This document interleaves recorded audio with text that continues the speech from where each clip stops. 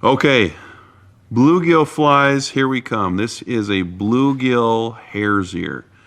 One of my favorite colors to fish for bluegill is orange. And so we're just going to incorporate some orange materials in with hare's ear material.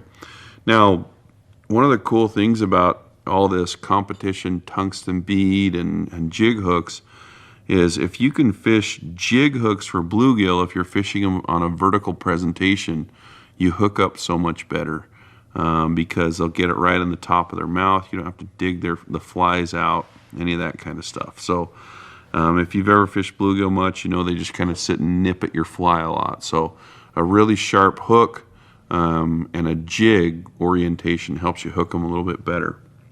Anyway, I've got a kind of a fluorescent fire orange bead on here, fluorescent orange thread, and the first thing we're going to do differently on this is instead of using hackle fibers or hare's mask for the tail, we're going to put in some orange marabou. We throw in some of this buggerboo. It's super buggy stuff. So I'll just tear off a healthy amount, and I'll tie in just a little bit longer than the body length, just about like that. Come all the way forward and tie it off and trim that sucker off. So I've got some hot orange brassy sized UTC wire that I'll use to rib this, and the thorax and the abdomen are just going to be out of hare's mask. And you can use the Nature Spirit hare's mask material. You can use snowshoe rabbit foot dubbing, anything that's this general color. I usually like to just shave it off the hare's mask myself and blend it. Because if you do that, you'll have maximum guard hairs.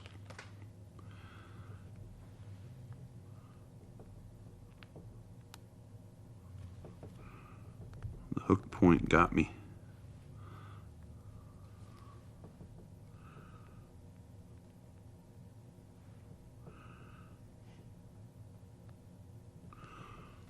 So I'll just wind up a little bit of a body here. Add a little bit more, and then I'll wrap the wire right through that. But I'm going to counter wrap it.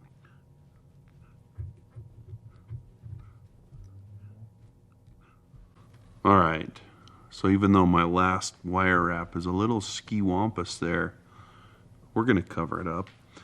All right, so we're just going to take more dubbing now, and we are going to put some rubber legs on this, but there's a little bit of a trick to doing that. So I'm just going to cover up that thorax area with dubbing.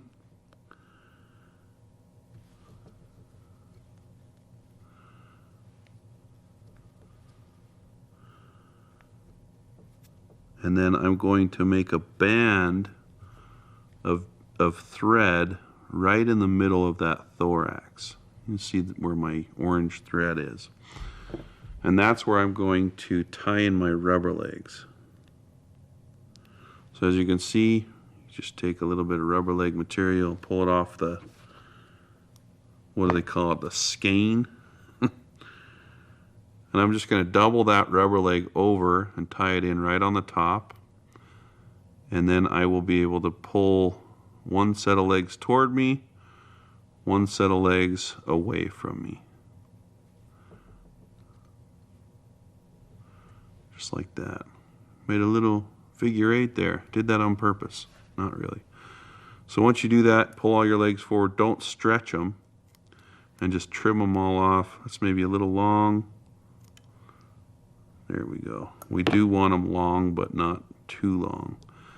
And that's going to really drive those bluegill nuts.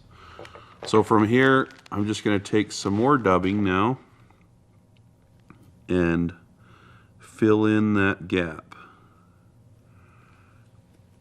So I'll just wrap that right in between the the legs and add a little bit more to bug it out.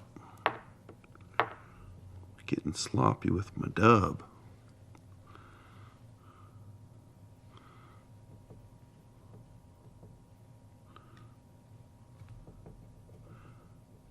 Okay, so my legs are sitting nicely. Got kind of a bulky thorax there, and then you just whip finish it.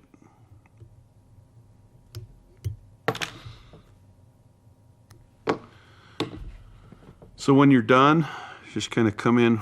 Whoa, this dubbing brush has been busy. So I'm just going to come in with a little bit of Velcro and pick out some of those fibers and brush them back. And then as a final step, I'll just dab a little bit of head cement down into the little gap on the back side of that bead. And we're done. There you have it, the bluegill hare's ear.